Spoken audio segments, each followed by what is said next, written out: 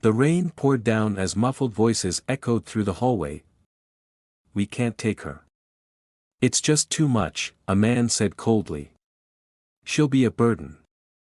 A young girl named Ellie, just 8 years old, sat quietly on her small bed, clutching a worn teddy bear. Her unseeing eyes stared ahead, as if trying to find hope in the darkness.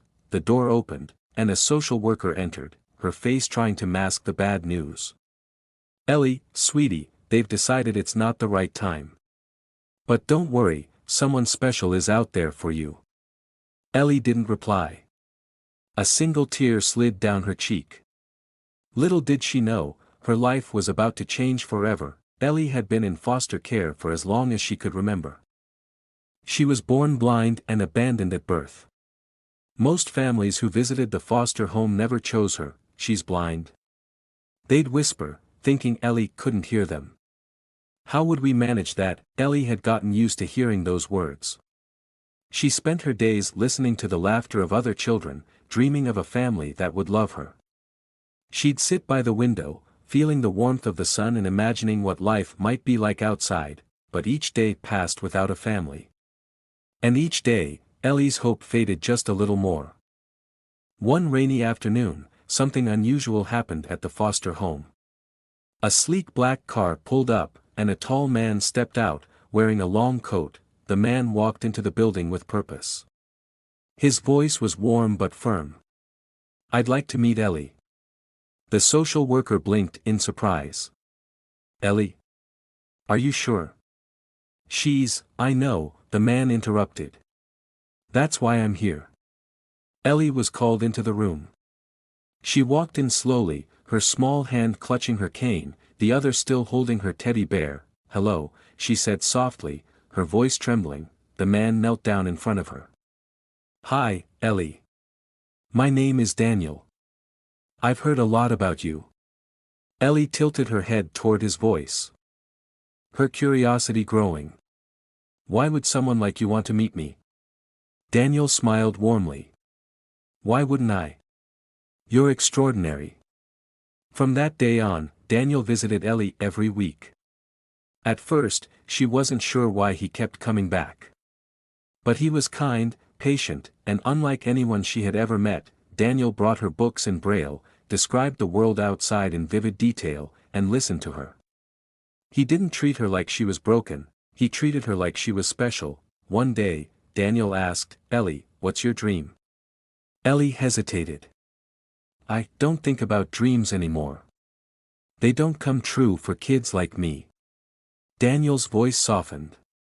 "Maybe you just haven't had the right person to believe in them with you." One evening, after their usual visit, Daniel sat down with Ellie. He seemed nervous, but his voice was steady. "Ellie," he said, "how would you feel about coming to live with me?" Ellie froze. "Me? But I'm just Ellie. I'm not special."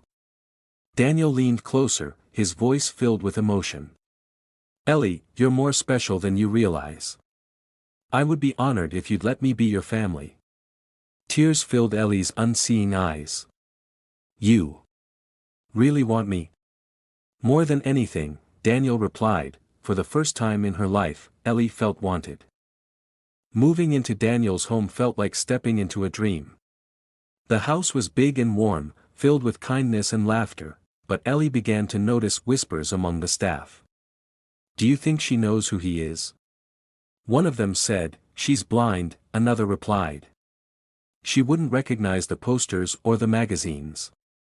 Ellie couldn't hold back her curiosity any longer. "Daniel," she asked one evening, "who are you?" Daniel hesitated, then handed her a book. "Feel this," he said. Ellie ran her fingers over the raised letters.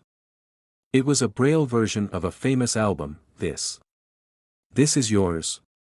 she asked. "Yes, Ellie. I'm a musician." Her mouth fell open. "You're the Daniel Hart?" Daniel smiled. "I am. But to you, I'll always just be Dad." With Daniel's support, Ellie's confidence grew. She began learning to play the piano and discovered a passion for music. One evening, she performed her first original piece at a charity concert. As her fingers danced across the keys, the crowd rose to their feet, clapping and cheering. Ellie couldn't see them, but she could hear the love in their applause. Afterward, Daniel hugged her tightly.